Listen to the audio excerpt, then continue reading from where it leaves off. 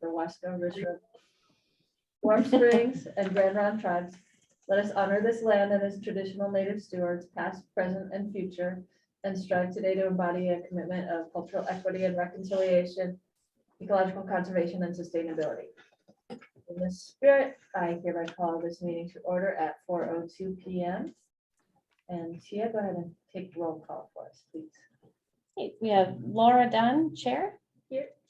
Letty Moretti, Vice Chair. She's raising her hand. Daryl Roberts, Secretary. Here.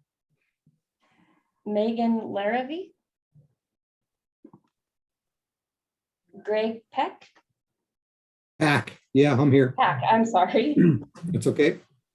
Jeff Helfrich Here. and Megan Ramey. Here.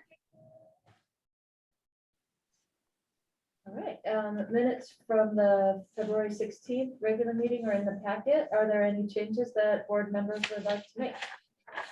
Yeah, I found one. Go ahead, Daryl. Under the, let's see, I'm trying to find it. Where you have the bullets under expenses. In the last bullet, it says, of that amount, we expect only about would not be covered in the budget. I think there's probably supposed to be a figure in there. Oh. Yeah. Yeah, there needs to be a number. Yeah. And I don't know that number off the top of my head, but I think it's somewhere around the $60,000 range. So I will make sure, can you let Megan in?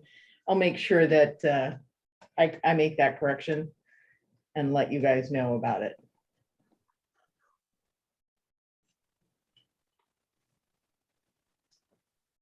Any other corrections or changes?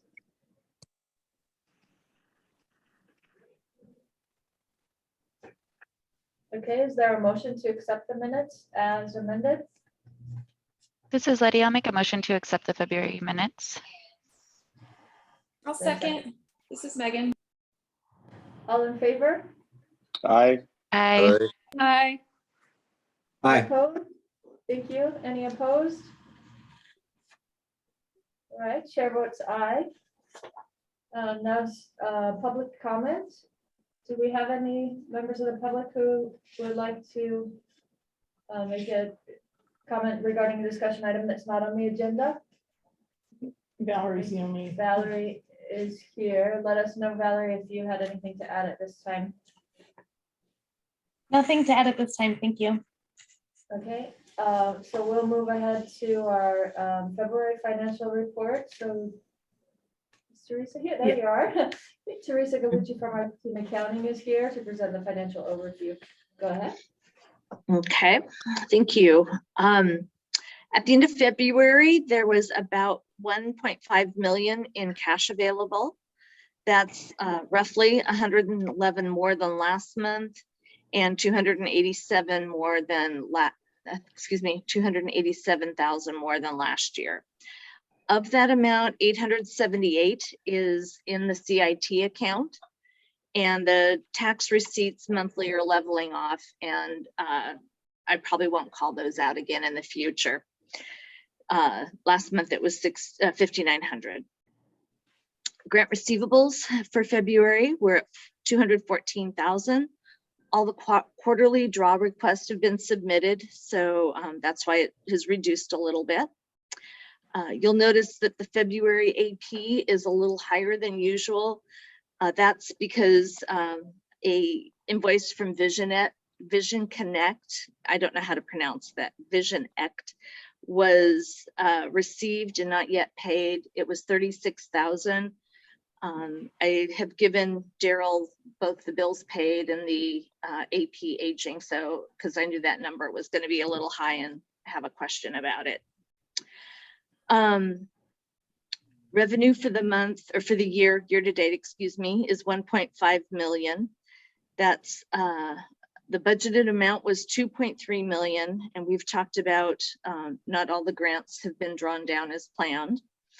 Cost of goods were 367,000 at the end of February. That's about 36,000 higher than budget. Fuel, we've saved substantially on fuel. So the overages have been due to a MCED match and some preventative maintenance that was over budget on a couple of the buses. Those will be re-budgeted when the supplemental budget is submitted in the near future. Admin expenses are about 24,000 more than budgeted. That is due to the two unexpected maintenance requirements for the building. That again will be addressed in the supplemental budget to true that up. Personnel expenses are about 48,000 less than budget, so that was good news. Year-to-date income is at 42,000. Compared to last year, it's less, of course, but the capital grants is what is kind of the driver of that. Does anyone have any questions? Well, the capital grants shouldn't really affect net income, should they? That's for the Part of buses. that- revenue. When we draw it down, we recognize the revenue. So,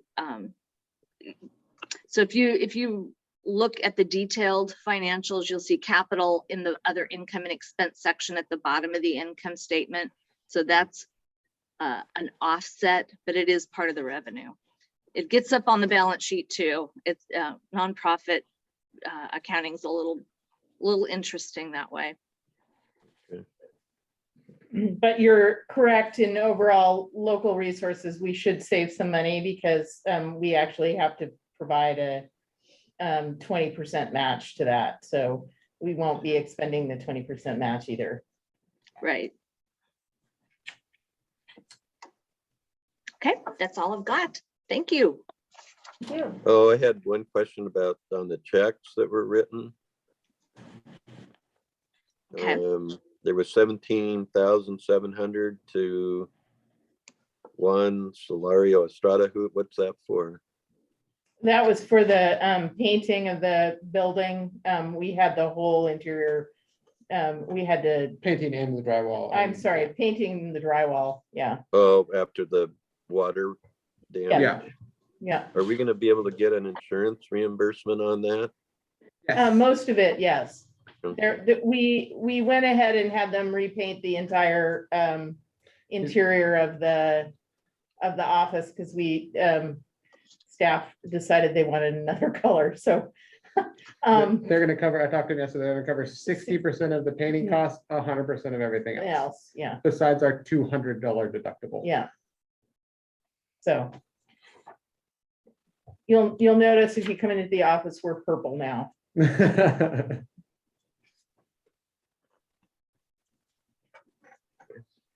What about a Sacred Art Studio? That is, she worked on the TMP, the formatting of the TMP, and also does a lot of our graphic work. I can get you specifics if you want to know exactly what she's charging us for. Did Okay, we any other get questions? bids on that office painting? We did.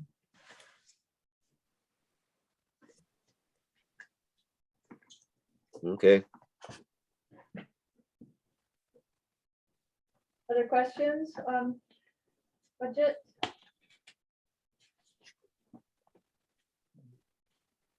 Okay. We'll go on to resolution items. Attached in our meeting packet, you'll find the Title VI report. Patty can go ahead with that.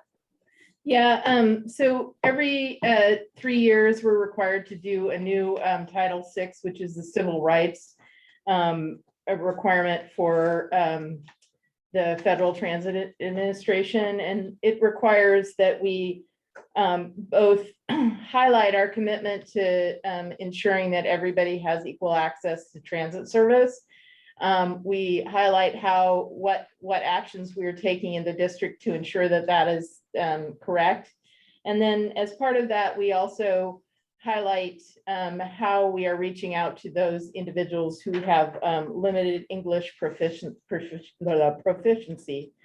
And we have a strong commitment to civil rights. We've highlighted that in the new plan for 21 through 24. And we provided a draft copy to ODOT, and they said that they were so impressed with it that they were going to use it as an example for a training example for other folks.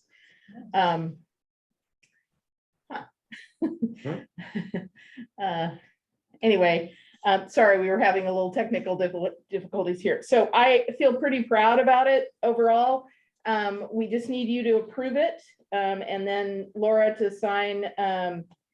If I can find the signature page, I'll have her do that. The non-discrimination statement, and then we're good for the next 3 years.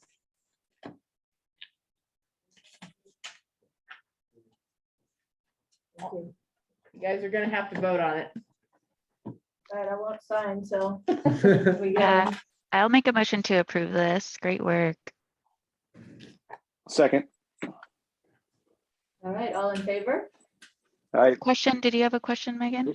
Oh, no, I was trying to say Okay. aye. Okay. Aye. Aye. Aye. Any opposed? Chair votes aye. I'll sign it. Oh, Amy signed in as cat.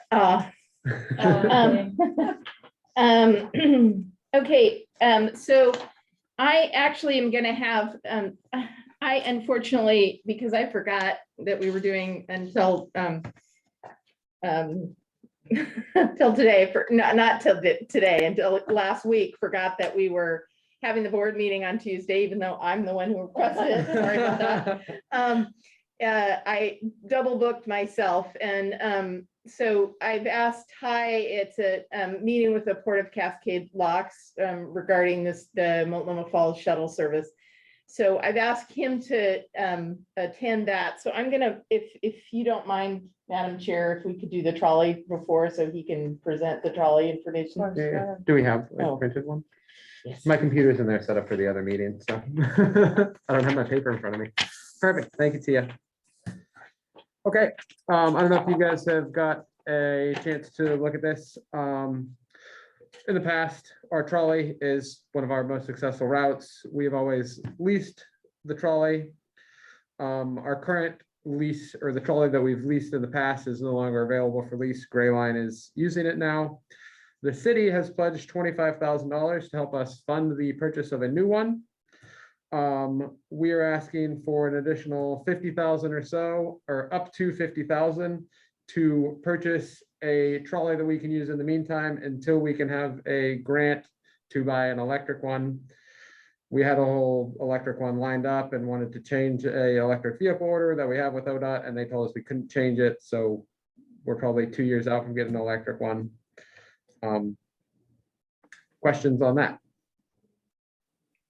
Well, it says one place you say you want to buy one trolley, but then the third paragraph says staff has identified 2 trolleys that they may be able to meet our short-term needs. And so I'm not clear on, are you buying one or are you buying 2? We're buying one. We have identified 2 that we think are good options for us to purchase at the moment. In other words, we'll purchase one of the 2.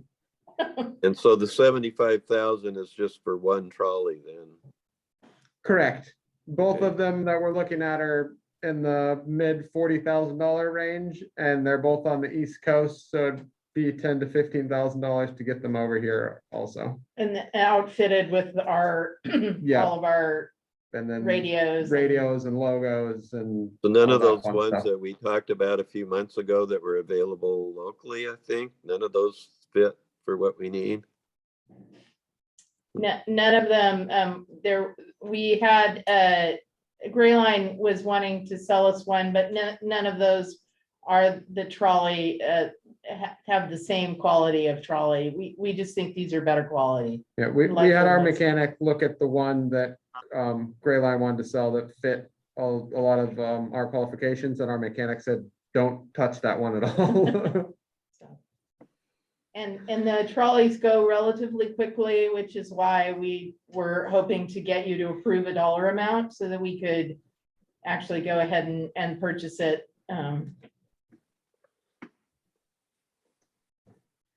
They're quite hard to find. Do you need a vote? Just, Yes, we need Yes. you to approve the $50,000 because it is not currently in the budget. And it can be used year round, you're saying. It can. Yes, that would, the ones that we were looking at would be, you'd be able to enclose them or have them open, Open. so you would be able to use them year round. I make a motion to- What year are they? One is a 99 2000 and the other one's a 2008, and they are both Chance trolleys. With the And Cummings. they're Yeah. gasoline or they're diesel. They're both diesel. And our hope is only to use it for 2 years and then be able to purchase the electric trolley, which is really slick and really nice, but it's $450,000. Yeah. We, rather than come to you with a request for that, we thought we would wait until we had a grant fund and could do it for 10% or 20% of that, so. Jeff, you have a comment? More of a question. We purchase, once it's been determined which the better of the two trolleys, what is the ability to resell that or to be able to resell that later to recoup some of the costs, and we can invest that in the new trolley, the electric trolley? 100% able to resell it. The necessarily invested on the new one, we could use it as match. It depends on how that grant exactly works out. But yes, we would buy it. So we would hold the title and we could 100% resell it. There'd be no grant or anything tied to it with restrictions on resale. And we've found that trolleys resell at a pretty good price. I mean, we probably won't get 100% of what we put into it out of it, but assuming it's still running by the time we get rid of it, we would expect to get at least $30,000, $20,000 or $30,000 out of it. They seem to be more expensive on the West Coast, so Yeah. who knows also. And I'm sorry, I may have missed it. Which account does this come out of to fund it? It would be a reserve account. Is it being shipped or driven across the US? We would most likely ship it Okay. unless it's way cheaper to have a driver drive it and you know somebody who wants to drive a trolley across the country. It's also just in terms of wear and tear on the vehicle, it's always better to just have it shipped. Yeah.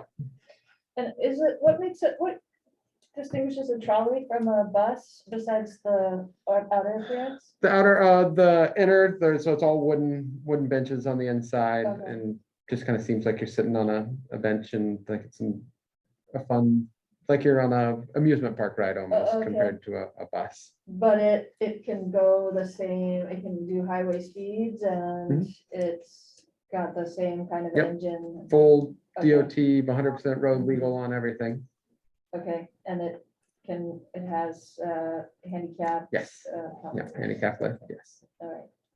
Have you not ridden the pink one around it? Well, I have, but I guess I don't know what's under the hood. so. Ah. Well, I'll make a motion to go ahead with that purchase. Is there a second? I'll second. Second. Did you get that, Tia? Yes. Okay, all right, all in favor? I, Aye. Aye. Right, any opposed? And chair votes aye, and Ty, do you need to duck out then? or- Yeah. In about the next two Okay, minutes. all right, thank you. Thank you. I will hopefully see you back in the next half hour. Okay, good. So we'll go back to the Multnomah Falls service and permitting, the previous item Right. in the packet, and Patty's gonna describe that for us. So as many of you may have heard, the Oregon Department of Transportation is moving forward with a waterfall corridor permit program. The program would require a permit to drive the historic Columbia River Highway and a permit to enter Multnomah Falls from Memorial Day through Labor Day. There is some conversation right now about, they've run into a issue with the permitting on the historic Columbia River Highway. So that is still tentative, but they for sure are going to go ahead with the permit to enter Multnomah Falls, which they did last year. Part of the plan is to promote public transit services like CAT. ODOT has in the past provided a parking shuttle from Rooster Rock to Multnomah Falls with the help of a private contractor. ODOT has not rehired a program manager to manage the shuttle service in 2022 and will not be able to operate this contracted service. ODOT has approached CAT about funding additional service in the I-84 corridor instead. ODOT's priority for the 2022 season is to increase transit service to Multnomah Falls. ODOT is open to considering service options that will meet this priority, CAT's priorities, and CAT's operational capacity. ODOT's total budget for that program is $500,000. CAT and ODOT staff currently believe that the best complement to our existing I-84 services would be to start service from Gateway. We have proposed the following options to ODOT for consideration. Gateway to Multnomah Falls, where the bus would drive from Gateway to Multnomah Falls and turn around there. We could potentially serve the Rooster Rock State Park on the way back. We don't suggest that we serve it both ways or as a shuttle program because it's very difficult to access in and out. Gateway Multnomah Falls to Bonneville Dam Fish Hatchery. This opens up access to another visitor site, which has substantial parking and also provides access to a variety of new trailheads that would otherwise not be available. And we do have looked at that and think we can operationally maneuver that. We have not reached out to the fish. We've sort of tentatively reached out to the fish hatchery, and have got confirmation that they would like us to stop there, but don't have a full agreement yet there. Gateway Multnomah Falls Cascade Locks Forest Lane exit, which opens up access to Hood River County and could have stops Rooster Rock and at the fish hatchery on the return. So we would suggest that stop at Multnomah Falls, go on to Cascade Locks, and then loop back and pick people up either at the fish hatchery at Rooster Rock and Multnomah Falls on the way back. That is a little more complicated because we just learned that Forest Lane, the bridge at Forest Lane, is likely to be undrivable. They're doing some repairs and replacements, so it's we wouldn't be able to access it until towards the middle to end of July. We have approached ODOT about using the way station and going back from the way station upon Wanapa back onto the freeway. That's not ODOT's favorite solution. And we don't know if there's any parking options in Cascade Locks, which is part of the reason that Ty just stepped out of the room. We like the third option the best because it does touch Cascade Locks, but we're not clear if it can be done this summer. We have looked at all three options. They're all largely about the same amount of money, and they would be able to be met within the $500,000. We think we have been able to secure three used buses from a neighboring transit agency. There are two more buses that we could bring into the fold and use for the service. It would require that those buses all have wraps air conditioning, because none of the buses are currently have air conditioning, and that we found that to be an issue last summer. That bike racks would be put on them, so we could carry approximately 9 bicycles on any of the buses. There would be marketing and then a contingency budget for gasoline or other costs that might be increasing. So that's the service piece. In addition, as last year, the U.S. Forest Service has asked us to partner with them again on the Multnomah Falls permit program. We estimate the costs associated with this provision for this summer. It was about $28,000 last year. We would estimate, which we started about mid-July, so this is actually starting earlier. It would be about $60,000. We believe this assistance could complement the CAT service, the additional CAT service at Multnomah Falls by providing a higher level of customer service. The request is part of an ongoing partnership we have forged with the U.S. Forest Service to provide transit service to trailheads and other recreational sites throughout the gorge. The Forest Service has been a strong advocate for new funding sources for transit in the region when was able to identify funding for us to provide the Dog Mountain Shuttle this spring. While a specific revenue source has not been identified for the Multnomah Falls permit support, we believe there is the potential to offset overall costs with fair revenues, existing grant resources, and other revenue sources. It's our recommendation that the board allows staff to continue to explore and then select an option with ODOT that meets the existing ODOT budget for this year. We also recommend that as part of the successful agreement with ODOT, the board approve the expenditure of $60,000 in CAT funds to support the Forest Service at Multnomah Falls. Okay, comments and questions? How would this service, obviously the differentiation is you don't go all the way to Hood River. With the, I'm just thinking of the potential confusion between this service and the Columbia Gorge Express. Would we not stop at Multnomah Falls anymore on the Columbia Gorge Express?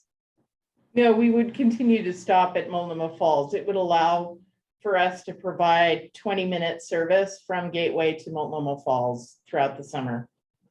Nice.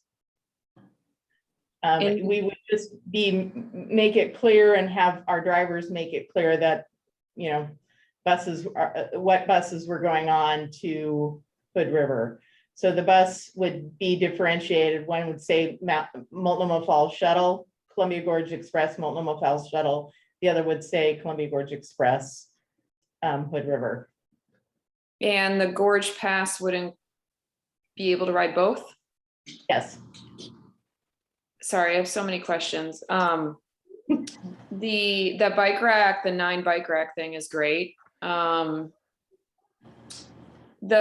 is the parking a big deal? Because people want to be able to drive somewhere in the gorge, park, and then ride the shuttle? So it has to do with the permitting, and Valerie just spent 20 minutes on the phone explaining it to me, and I'm like, I still don't understand it. But apparently ODOT cannot actually permit the road itself, so somebody else has to permit it for them. They have asked the Forest Service to permit it through their rec.gov program. So the rec.gov program is concerned because it isn't Forest Service property. The road itself is not Forest Service property. So it's sort of a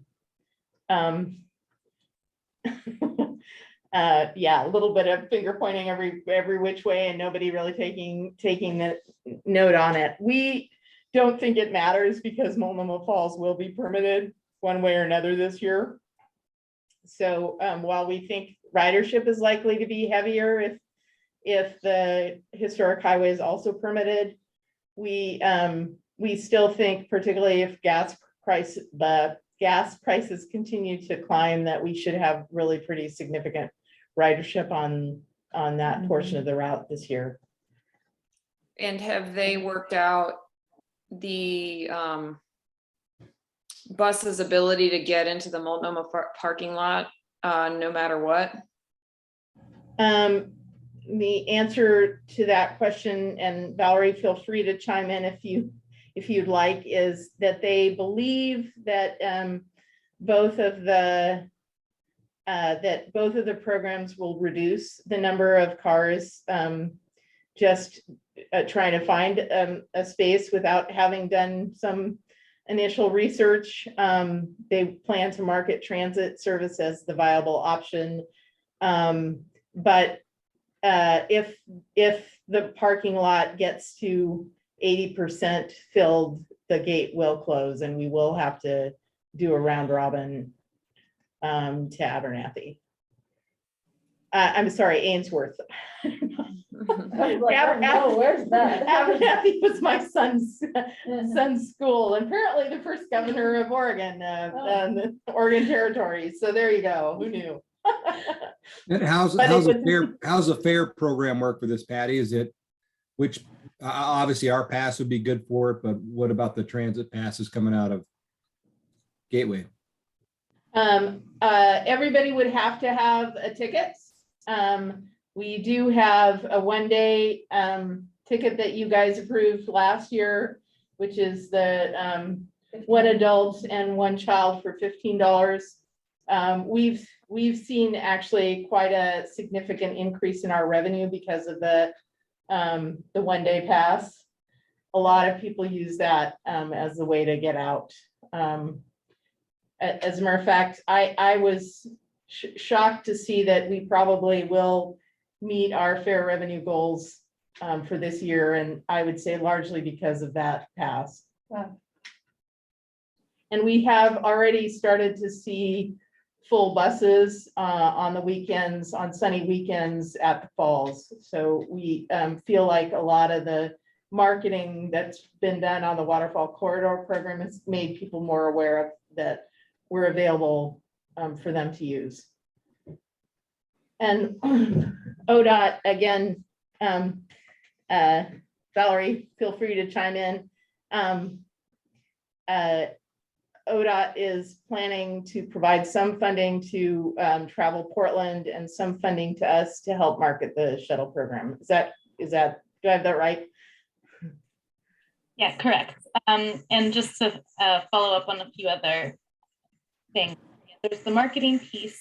We should have some funding for that. I've had a couple emails back and forth with Travel Oregon. Not sure yet if that will go through, but if it do, Travel Oregon would use their PR contractor to market transit in the Portland metro area and to tourists, or the kind of the tourist market there. And if that does not work out, we will then have additional funding for other types of marketing activities as well. Whether it's CAT or potentially the CGTA group or someone else.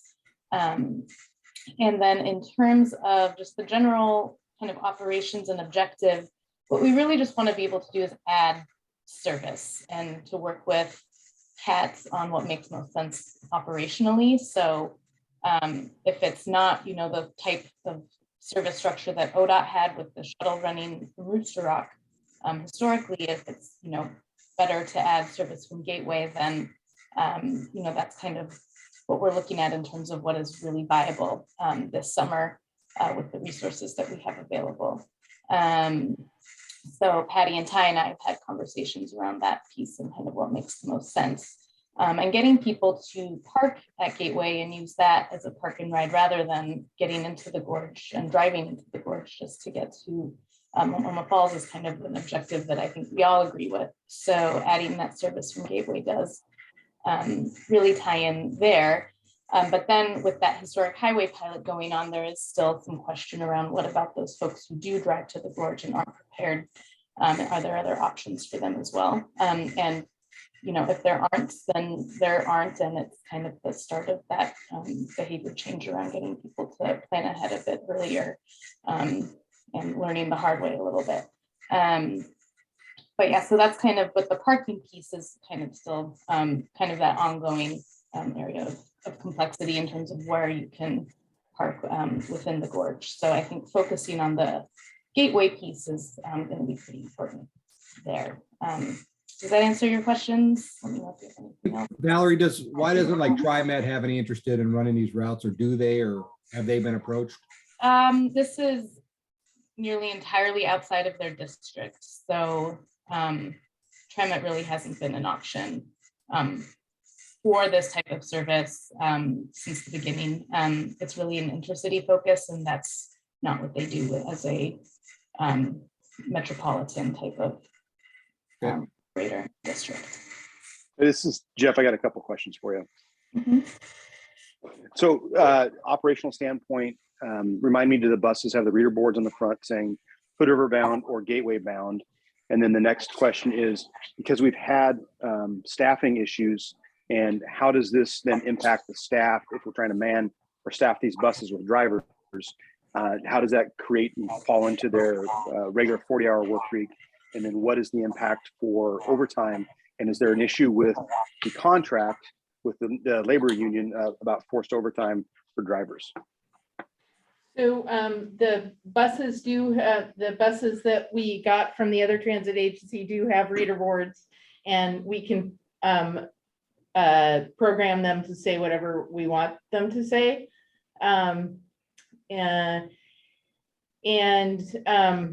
I was going to make a joke, but I probably shouldn't for the public. So the driver issue, surprisingly, we have seen a huge influx in Class B drivers apply over the last couple of days. We've actually had 10 Class B drivers. We've hired 2 with the understanding that we probably won't have ongoing work until the summer. We have an ongoing relationship with Mount Hood Meadows. Jeremy at Mount Hood Meadows, that we may be able to utilize some of their drivers that are currently driving when they're done driving up in the mountain, so that they can continue to keep those drivers driving for them when winter comes along again. So we think we're doing something similar also with the school district. We think there's a real win-win opportunity for us to be hiring drivers and having more drivers available.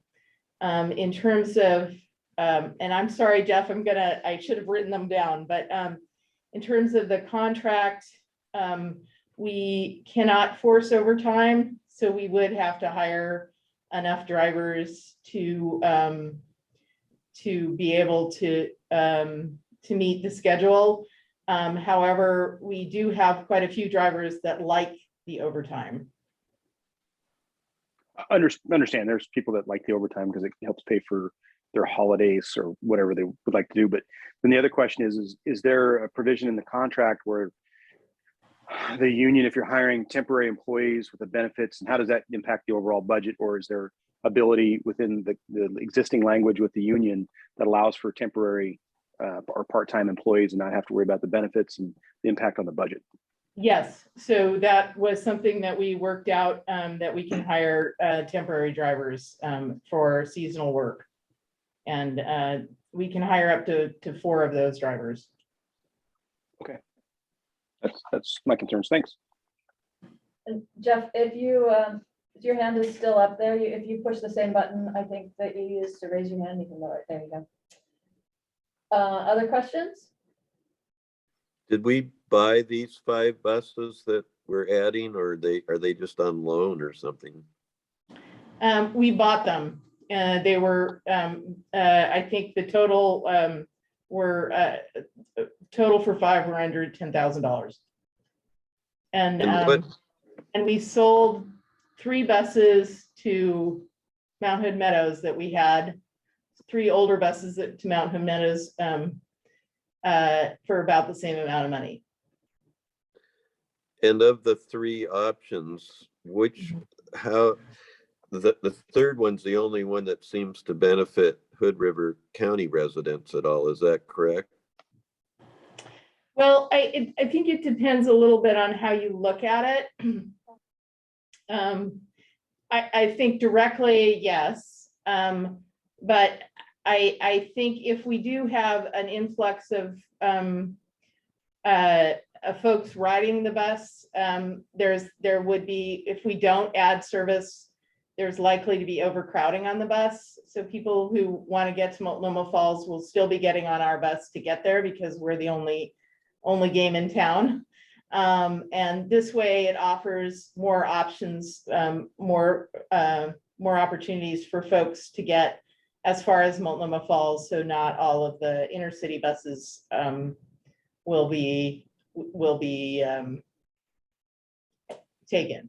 So we have the opportunity. And I think, as Valerie said, if there's a strong interest, we could potentially have more buses going to Hood River by the board if there's a strong interest.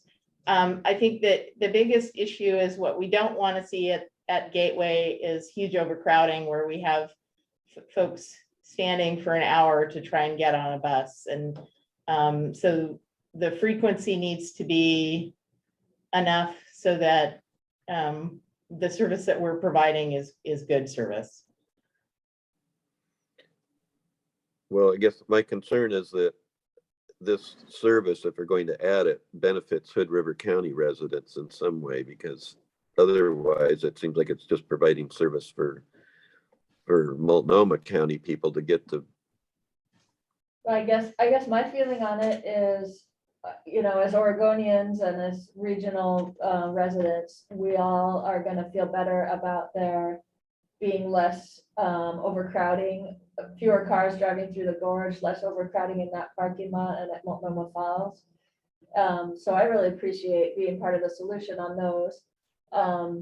As well as I think it's good exposure for CAT. I think having more city people aware of Clovey Gorge Express and our services and is going to benefit our district and our county's residents in the long run. I mean, it won't be for our residents to ride there, but it will make it a lower impact on the gorge, which we'll appreciate. I will. This is Letty. I'm just really happy that we're continuing to explore an option with ODOT and again, try to promote this. I think it aligns really well with providing access to all families and Oregonians. And this should help expand and have more people from Portland maybe buy the Gorge Pass, which ultimately will bring in more funds, right? If riders are gonna buy the pass for the whole year. Yeah, the advantage, I guess, the other advantage to us is that if we do bring in more fare revenue, all that fare revenue goes to ODOT, but it allows us to use then the grant funds further to expand our services more. So it is sort of a win-win situation. Now, if we're just providing service, and I think ODOT would agree with this, we're just providing service and there is no additional ridership. And I hope that would not be the case, but if that were the case, I think both of us would agree that reducing service levels in the Multnomah corridor would be important to do.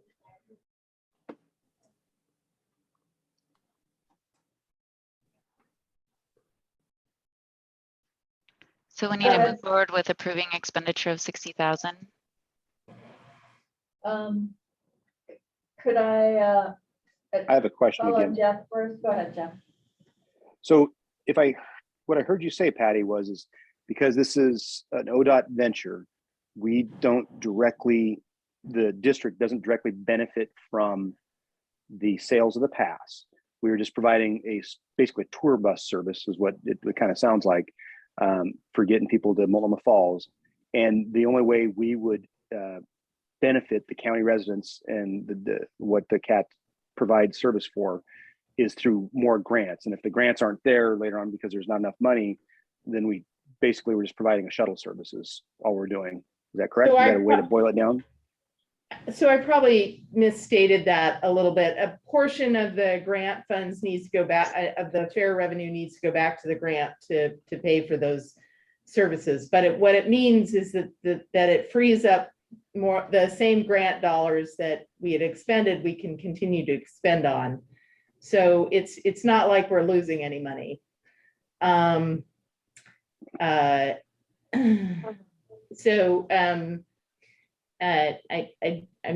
probably not explaining that very well, but a portion of it will go back to us, and then we get our fully loaded costs paid for. So any cost associated with the service, including my time, Ty's time, anybody's time that's associated with the cost of us providing service, is incorporated into that dollar figure. So we would get reimbursed for driver time, and then maintenance, depreciating maintenance on the vehicles, fuel. Those are all direct chargeables to ODOT, and they will reimburse us X amount of dollar for dollar. As well as my time, any marketing consulting time. It's a fully loaded cost. So any time that Ty spends on it, Amy spends on it, Tia spends on it, it's all incorporated in the cost. So like when we contract out a service, there's a dollar amount that they put to that, which includes a profit. Ours also, I don't want to say that we're padding it, but we are fully loading the costs. So we get, so that that it pays for a larger portion of our administrative costs and otherwise would pay for. Oh, and so I'm just going to ask a clarifying question. So ODOT has found they don't have the ability for a private vendor to help facilitate and operate this system. And so they're going to a public entity to contract with to provide a service. There would be no dispute from any private industry or private businesses that would otherwise profit or be able to employ people. Is that correct? So they are not contracting with us in the same way. They are paying for service, public transit service in the corridor. It's a little it's a little bit different than a contract. So they are providing us. Oh, go ahead. It would be an IGA, so it would be a different type of contract, but not a contractor type of relationship. So we wouldn't have that procurement issue. Okay. So again, the bottom line then is the expenditure is $60,000 from CAT, but you expect to recoup that in fair revenues? Well, we expect to recoup it overall on the services that we're providing. I can't. Fair and grant. Fair and grant Okay. and other resources that we have access to, yeah. But the 60K is just to cover the Forest Service part of it, correct? That's the only piece of it that we Yeah. would need to cover. That's correct. And we feel like that there's a huge advantage for us to be part of that, just because of the amount of folks at Multnomah Falls and the ability, again, I think visibility is a key issue, but also making sure that the experience is a good one. One of the things that we have thought about is potentially using some Class B drivers or part-time drivers that might do both ticket taking and potentially if there is a need to get a bus. So because there's a busload of folks waiting, that we could integrate that into it so that it's a well-oiled machine, if you will. Is there a motion to approve this? I think This one is of the Megan. questions. I- Oh, sorry, go ahead. I've been trying to follow, so my phone's sort of low, that's why I've got my camera off, but this still just feels, or it just sounds really messy to me. Like, I don't know, I don't, just listening to this, it doesn't feel like we're prepared to know, like, there's still too many unknowns. Is how I feel after trying to understand what Jeff's, all the questions and the explanation. And I guess I don't have another specific question, but So the motion or the staff recommendation is for the staff to be able to explore those three options and continue this conversation with ODOT. okay. So as far as the unknowns that Patty has laid out, I think that what we'd be approving is for them to continue the kind of the negotiations and hammering out how this would work.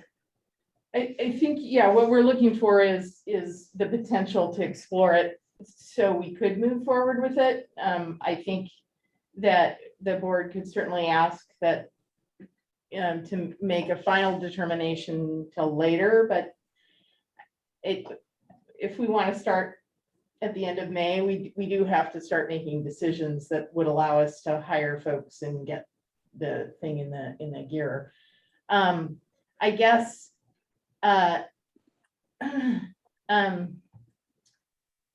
guess one of the questions that Daryl asked me is, how does Amy feel about taking on this new large portion? So I'm gonna ask Amy maybe to weigh in on that. Okay, well then, really quick to clarify, so all we're discussing right now is to vote if the staff can continue to explore this? I think that so what we're asking for specifically is to select an option with ODOT that meets existing ODOT budget for this year. So that we would explore the options and then select the budget that would select an option that could meet the financial budget for the district to provide the service this year. So you could add on to that you'd like to be further involved in the discussion, that once we'd selected an option that we could lay out all the specifics so it doesn't feel so open-ended to you. But I guess what I'm saying is we don't want to delay it too long, because if we do, then we will have difficulty securing the staff and getting the vehicles wrapped and ready to provide the service. So there is somewhat of a, I guess. Sorry, yeah, I think I'm just confused after, I know you just said that you had 10 applications come in, but our last meeting was talking about, in the last couple meetings, we've talked about, managing the shortages and how to get drivers and this new requirement that we're going to have for drivers. And we had to get who was going to be able to verify the drivers or legitimize somehow. And like Tia's husband knows somebody. And now we're like, oh, I just feel like this seems like such a big jump, when I felt like we're kind of just trying to like keep it together. I agree with what we have. I totally agree. I mean, when we first were approached by ODOT, we were like, how are we ever going to get this done? But we have worked out all the training pieces. We are getting, we're getting drivers. We feel like we have enough drivers. We have commitments from our partners to help us with drivers. We don't think it's going to be an issue. We also think ODOT has said to us, we could start with less drivers and then build vehicles. So I think those are all possibilities. I don't feel like ODOT is saying you have to meet this contract requirement. What they're saying is, we understand the complexities of this and whatnot. I wouldn't be sitting here or coming to you if I didn't feel like we had the ability to do it and do it well. Okay. But I also, Okay. you know, it is a lot of work, and I'm leaving, and Amy's it's landing in her lap. So I have talked about it with Amy, but I think you should hear her, and I'm gonna go get a glass of water. Well, Daryl, I see your hand up, but maybe we could hear from Amy first. Okay. Megan, I have to say, I agree with you. I felt the same way, and I had a short conversation with Patty about it this afternoon, but my feeling is that we almost need to have a separate board meeting to discuss this whole thing, because there are a lot of facets of this, that it's not just, dollars and cents and whether it works or not. And staff overload is definitely one of them in my mind. And I thought it requires more time than we have to give to it tonight, as far as I'm concerned. I agree. And again, with no disrespect to you, Patty, like I trust that you've looked over all this and feel like it's something that you and Amy and the team. Patty actually stepped out just for a second, so hold your thought. Okay, well, either way, like it sounds like the team feels that this is something they can take on, and I'm just more reflecting on the past, really even several meetings about discussing staffing and Amy's role, and when Amy's coming back and who's going to fill her role, like all these moving parts. So this feels with trying to get the transit master plan up and going and feeling that was a huge piece a huge bite to digest. And then this feels like a huge other thing. And I'm kind of like, we've got business at home that we're trying to support. That's sort of where I come in at this. Yeah, thanks for your comments. Daryl, can you push the button so your hand goes back down? And Amy, I'd love to hear from you. I think everyone would. Yeah.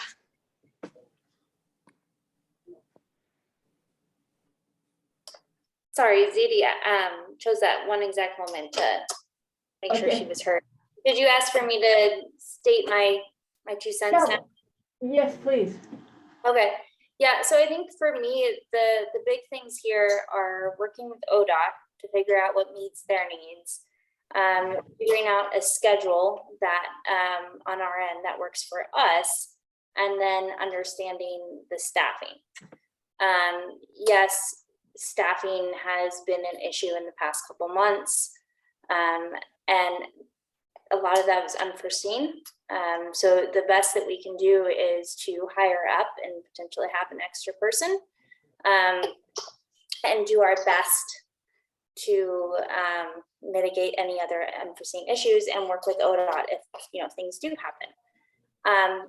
But I think based on what I've heard from Ty and Patty and the applications that are coming in and the people that we've hired, as well as the staff that we had for the Gorge to Mountain service and being able to push them into this, as well as the Dog Mountain service, that will help us kind of meet those needs. I totally understand your concern. I totally get it, and I appreciate it. I do think that once we get this service rolling and once it's actually on the road, the amount of work that is needed is, it's minimal. It's just making sure that the service is running just like we do all of our other services, and that our drivers are there. So I think the initial load of needs is kind of upfront of getting the service set, working with ODOT to do that, and then hiring up and staffing. So I think it's doable. We add service every summer, so this isn't necessarily a new concept, but I do understand the concern there with not overloading us, and I appreciate it. But I think that it is doable. It's the main thing is just making sure the staffing is there and making sure that we have some additional staff so that if somebody is sick, we have somebody there to cover, and so it's not an additional burden on the office staff. And that is something that Ty is working on. Yeah, do you want me to jump in and answer any of that? I didn't hear the question, but I heard the answer, so I can guess at the question. It was mainly around staffing and making sure that we have, that adding this additional Multnomah Falls service does not put an additional burden on the current staff based on the fact that the past couple of months there has been staff need shortages and issues Yeah. because of it. Are we more office staff in that question or driving staff and directed in that question? I think in general, Okay. mostly drivers though, Okay. and then bleeding over to office. Yeah, I will just say Jeff and I just had a lovely interview with a potential field supervisor. That we had their application on Indeed. Jeff called them and they were sitting at our bus stop out front. So they walked in and came in for an interview. And then since we've posted the new wages, we actually have a returning driver that came on last Friday. We have a driver that started yesterday, and we have 1, 2, 3, 4, 5, 6 people on Indeed with full qualifications that have applied right now. And we have 2 other that are potentials from Mount Hood Meadows to and keep yeah. full-time. Ben has drivers. told me at Meadows that he's willing to give me 2 people that he would like to keep for the winter, as long as I promise that he can have them back in the winter. And then Ty, how many additional drivers do we need for this Multnomah Falls service? Probably 5.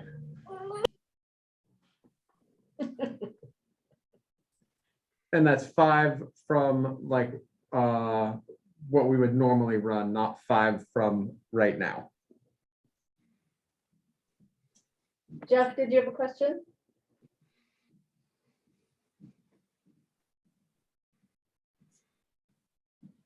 Yep, trying to get off mute. Yes. It was more statement kind of going along with what Megan and Daryl were saying, that I think this is, personally, I think ODOT is just trying to press the easy button and ask us instead of kind of doing some more due diligence. And I think it's kind of ballooning past what we need to be focusing on. And that's where I stand with this.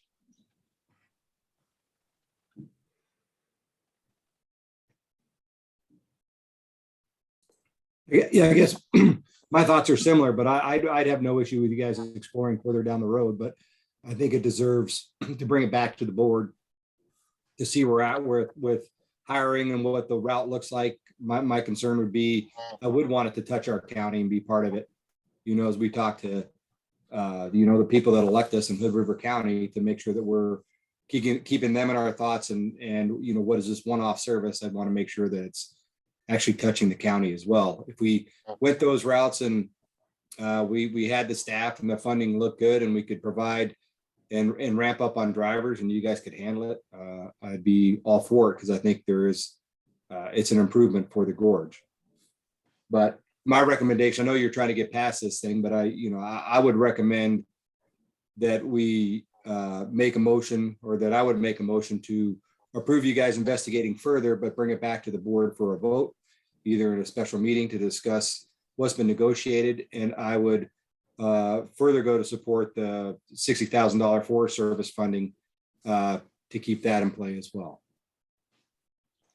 Do you have exactly what you'd like us to bring back as far as a proposal per se? Well, for me, I kind of said it, the option 3 would be the preferable one. And again, it's going to take you time to go through these negotiations to see what it's about. We'll understand where we're at better, and also see where we're at with drivers and hiring, and make sure that we do have the staff to be able to run it. But can you hire drivers? I mean, you'd be recruiting drivers for a project that isn't yet approved. Yes. So that would put you in a.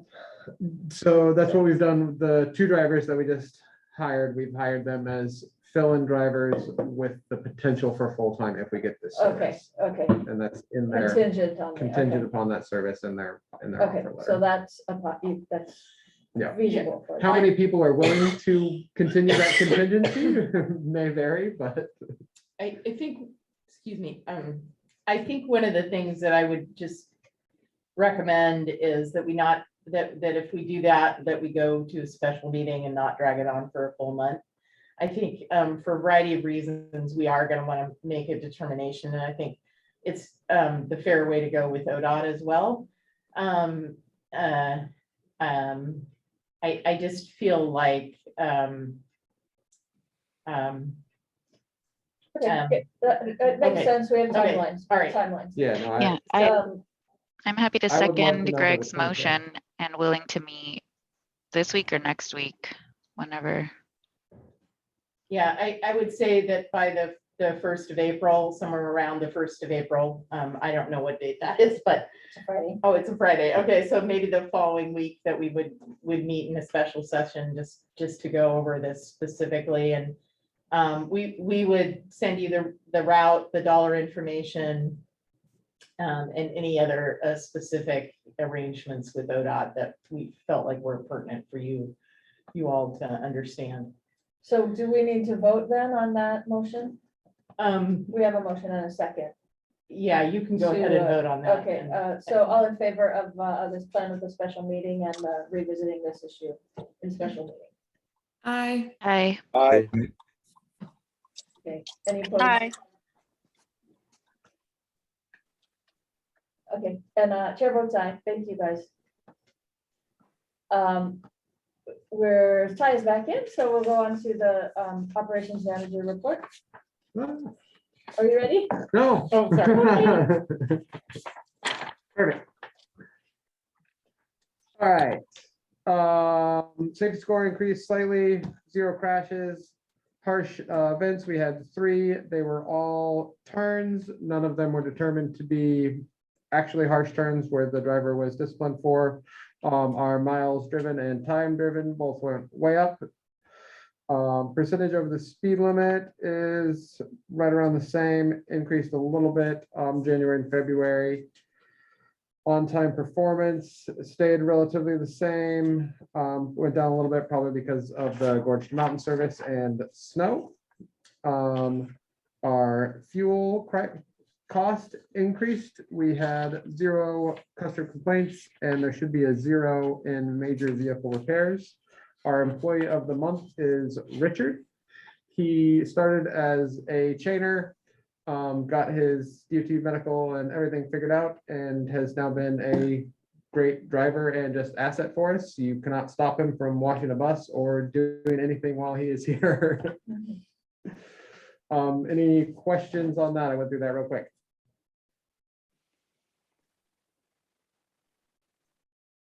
No, okay. Questions? Okay. My ridership one is cut off. Yeah, I don't. So I don't have January and February, which is the ones we want to look at. But I know it had increased a little bit.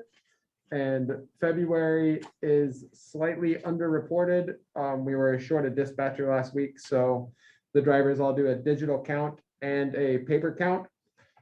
All the paper counts haven't gotten input into the computer yet. There's usually a 5 to 10% increase once we put the paper ones in there.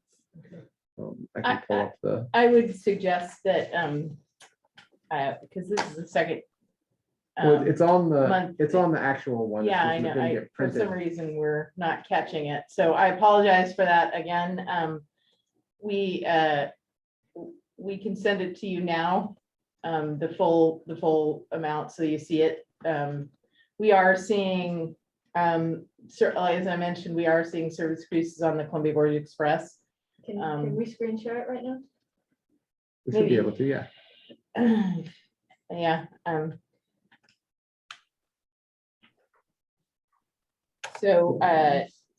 So we are headed in the right direction.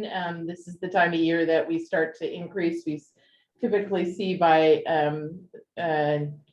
further increases in April and May, and then by June, we're on the upswing, so.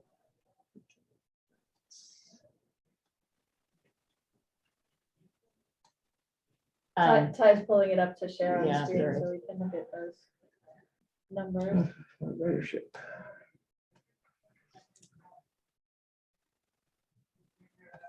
Okay, so it got cut off when it got moved to PDF. Yeah. I think it may be. Oh, wait, it might be a second page though.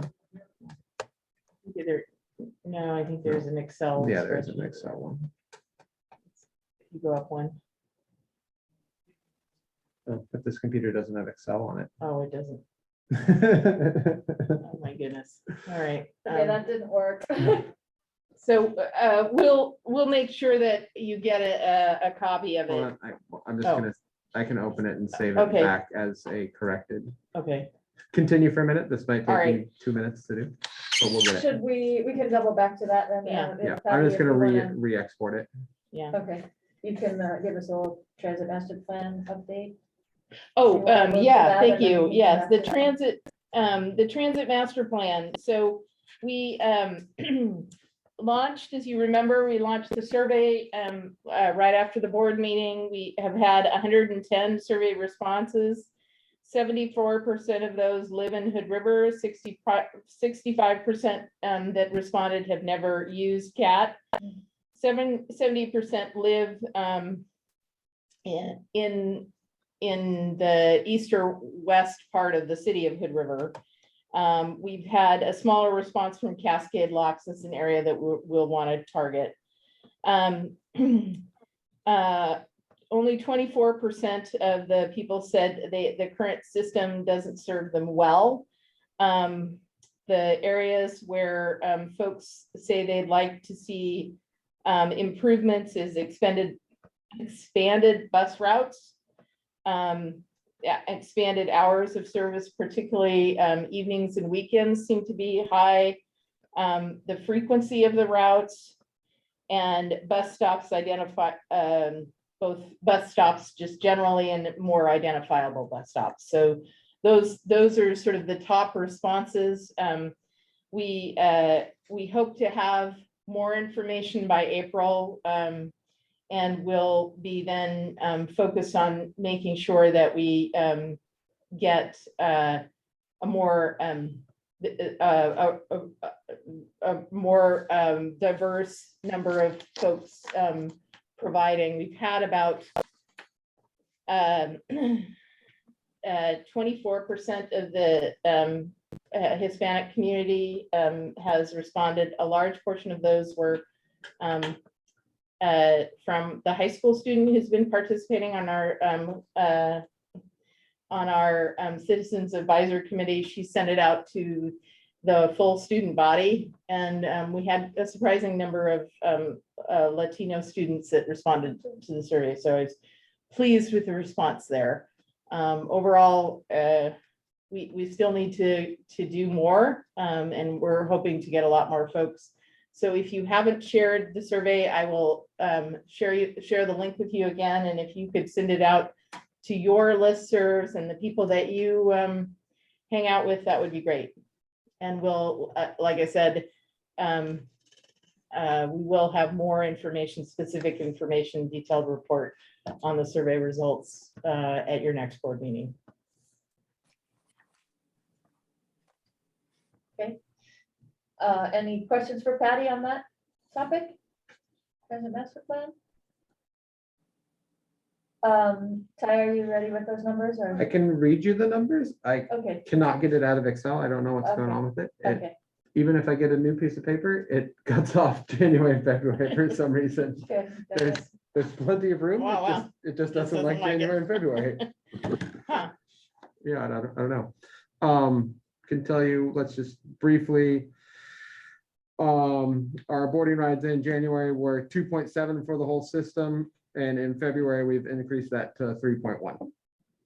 Okay, The Columbia Gorge Express was, Cascade Locks, Upper Valley, the Dalles, Columbia Gorge Express was at 2.9 and now is just over 3. and January would have been low with the snow. January was low Right. with snow and there was few operating days because of the holidays and stuff as well. Okay, So yeah, I think we had three days where we didn't run for either snow or 84 being closed. Do you want me to go through each one? I was mostly interested in the boarded rides for hours service. Okay. So I'm okay with that. Anyone else want more details from that chart for January and February? Okay, that's all right, Ty, thank you. Let's move along. Patty, did you have any other existing conditions? Report under transit master No, plan? we got good feedback. We held the technical advisory committee and the citizens advisory committee. I think both went really quite well. We got good response at both meetings, and people seem very engaged. Most people were appreciated the easy to read report. So that was a good one. Always likes to be easy to read. So that I think it was a good start. We are in the midst of staff reviewing some of the service options and some of the feedback we're getting from the community in terms of route changes or service level increases that we'd like to see. I think the staff has quite a few ideas as well. So hopefully, I would say by your June meeting, we should have some options and alternatives to review with you, and then have those finalized before I leave, so that they can be presented to the technical advisory committee and the citizens advisory committees. So we're moving at a good pace with the transit master plan. So we have a few things we're waiting on, so we won't be holding the supplemental budget hearing until next month. But Patty has a brief overview of what we'll be reviewing at that meeting. Yeah, I think what we see is we'll see some decreases due to vehicle delivery, some increases in state assistance related to Columbia Gorge Express and the Multnomah Falls, should it be approved. We anticipate some the opportunity to apply for some more federal CARES Act funds that are outstanding, and we should expect to see an approval of that before the end of the year. So there's potential to backfill some some of the wage increases that we saw based on that.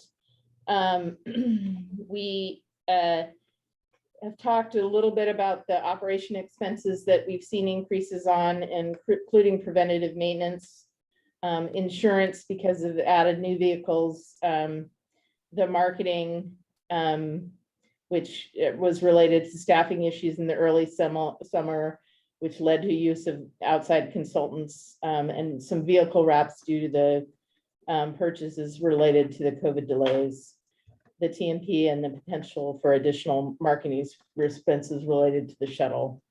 We saw also a slight increase in a contract that was signed with McKed for Link to provide the Hood River to the Dalles service.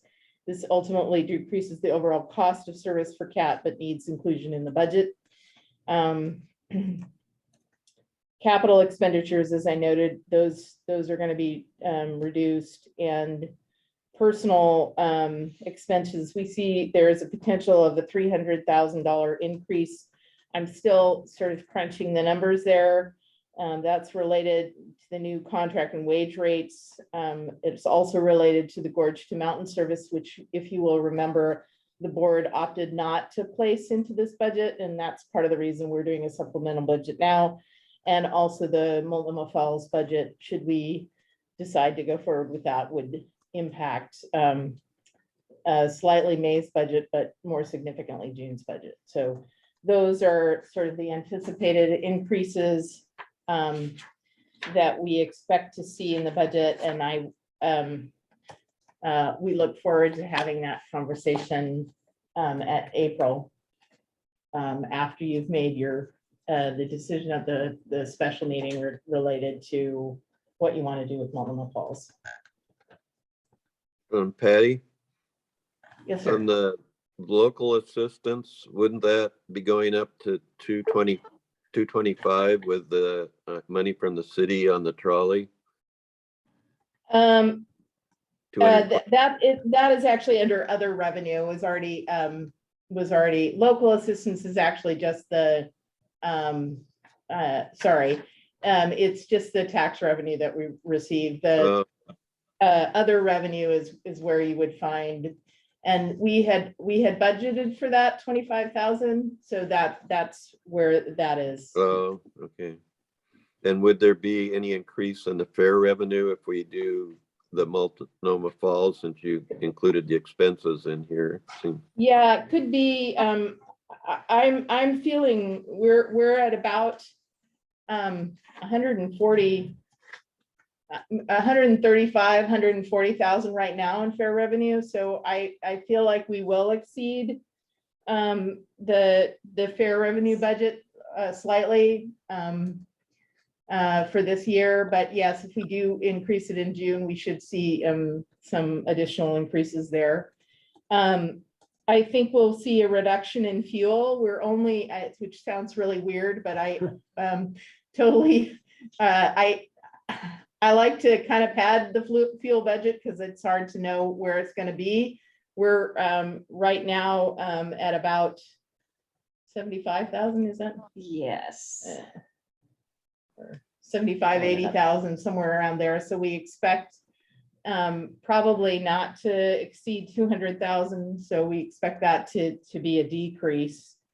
I just feel uncomfortable decreasing it now because I just don't know where fuel prices. Somebody told me this summer they could be as high as $7 an hour. So it's just. Well, if it helps any, I just read today that the per barrel price is dropping rapidly again and is down below or near $100 or lower. Yeah, I heard that as well. So I'm shaking my head. Somebody's making some money off of this, that's for sure. Yes. We expect building expenses to come in less than we budgeted. Also, professional fees to come in slightly less. And strangely enough, administrative wages to come also in slightly less. So we will see some decreases overall. I think they won't be significantly enough for me to put them in the supplemental. And like I said, with fuel, that's the one big one where we likely are to be significantly over, but I feel a little uncomfortable putting it in there just because I don't know what there's planned. Megan, did you have a question? Megan, Amy? No. Okay. No, I'm excited for gas prices going up because it means behavior change. Okay, That is true. the silver lining. Always a silver lining. Yes. Okay, so we will look forward to all those details the next month. And we don't have any discussion items on the agenda. Are there any items not on the agenda that any of the board members would like to discuss? Okay, any upcoming events? Special meeting? The special meeting, yeah, that would be the only thing that we might. Do we want to try to identify a date, or how are you gonna select that? What, yeah, I don't have the time. No, sorry. I'd rather do sooner, but Yeah. Sooner than the second? second's a Saturday, I so mean, yes. yeah. You'd rather do it the last week in March? I would prefer to know before we launch the new service, Okay. which is the second. I'm gonna be out of town. It might be a little hard for me next week myself, How but about the 30th? Week of the 30th, March 30th? And that's just a yeah. preference. We don't have to. that's fine. I can do the week of March 30th. I'm pulling up my calendar. so.